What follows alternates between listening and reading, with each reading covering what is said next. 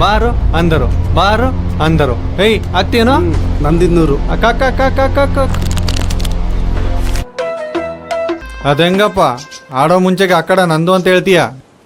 ನನ್ನ ಹತ್ರ ದುಡ್ಡು ಏನಿಲ್ಲ, ಹೋಗಮ್ಮ ಸುಮ್ನೆ. ಅಪ್ಪ ನಿನ್ನ ಹತ್ರ ಕಾಸಿಲ್ಲ ಅಂತ ನಂಗೆ ಗೊತ್ತಪ್ಪ. ತಗೋ ಈ 500 ರೂಪಾಯಿ. ಏನು ತಗೋ, ಬೇಗ ಹೋಗಪ್ಪ. 500 ರೂಪಾಯಿನಾ? ಒಂದ್ 500 ರೂಪಾಯಿ ಸಾಲ ಇದ್ರೆ ಕೊಡ್ ಮಗ. ಈ ಆಟ ಹೊಡೆದ್ಬಿಟ್ಟು ಕೊಟ್ಬಿಡ್ತೀನಿ.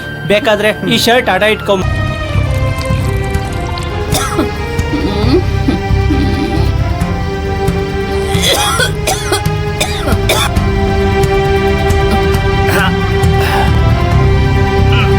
ಅವಳದು ನಾಟಕದ ಬದುಕಲ್ಲ, 4 ಜನ್ಮಗಳೆತ್ತರೂ ಅವಳ ಋಣ ತೀರಿಸಲಾಗದ ಬದುಕು.